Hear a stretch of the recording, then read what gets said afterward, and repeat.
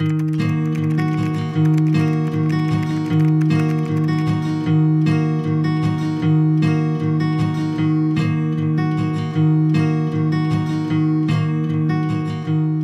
first memories concerning sound are from the music room that we actually had in my childhood home. My dad was and is a high-fidelity enthusiast. He had a huge, stereo home-built speakers, 2 meters high, state-of-the-art everything. So every time I would come into the music room, he would sit me on his lap and make a point of the fact that I had to sit like exactly in the middle, and then he would put on some amazing music, and we would sit there like, do you hear the thing over there? And do you, all these specific things he would tell me about very passionately. When Tracy Chapman came out with her albums, that was when he and I sort of met in our tastes, and suddenly I heard the recordings of this woman who spoke straight to my heart, and it sounded amazing, and the songs were amazing, and it was sort of, you could tell that these are important songs. That's what moved me the most.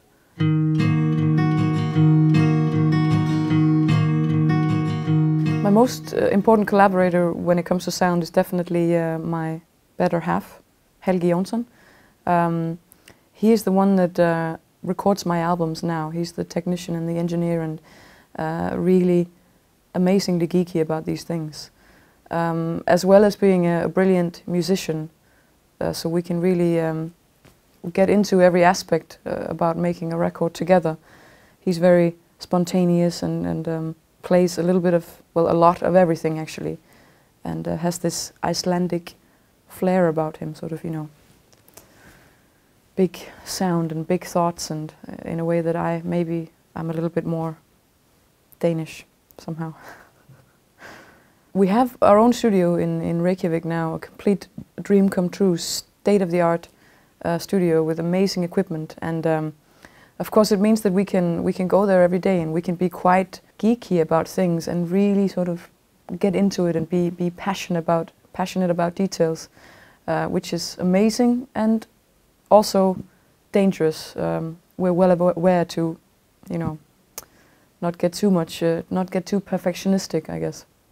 The sound of this new album is quite a lot warmer and darker than what I've done before, and I think it's because of the way that it's sung. It's actually, I sing it a lot deeper and quite a lot quieter than what I'm used to. The second I sing louder, it becomes harder to make it sound warm and nice. I have to actually, I have to pull back to make my voice sound perfect and to find that really sweet spot in a recording. That's been an eye-opener in my process of recording albums. When you're recording a girl with a guitar, do you do it 100% live, both things at once, with the kind of the compromises that you will then have to make in the sound, because you have a lot of bleeding through the microphones. So if you wanted like full control over the sound, you would record the guitar first and then put vocals on afterwards. Then you can also like, maybe tune the few notes that might not be completely in the right place. So the biggest challenge has been to record things live as much as we could.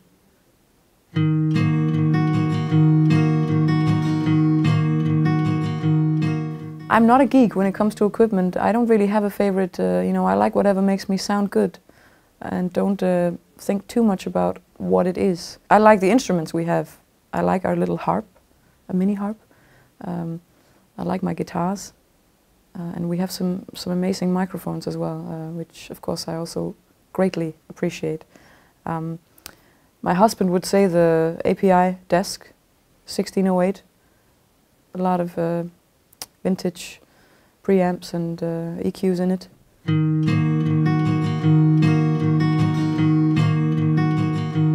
At home we listen to music either in the studio actually, putting on great records down there, or just getting stuff up on Spotify and so on big Atom speakers and with great sound.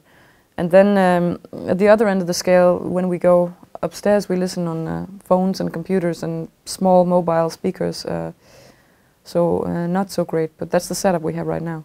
There is a vinyl player waiting to be all set up, but we haven't gotten to that yet.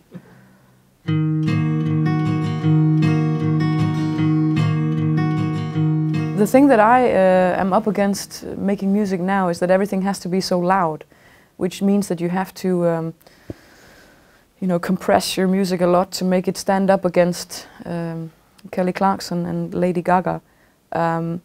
So I suppose a joint decision to try and not squash the music so much, popular music on the radio, to actually allow it to be more dynamic and to have more depth would certainly be welcome, in my opinion. My favorite music producer must be Nigel Godrich. Some of my favorite albums of all times are definitely Radiohead and Beck and Air and Travis and coincidentally a lot of the stuff that he's done. I'm not sure why, but it just sounds great and warm and exciting and interesting. So I think, yeah, I would definitely say him.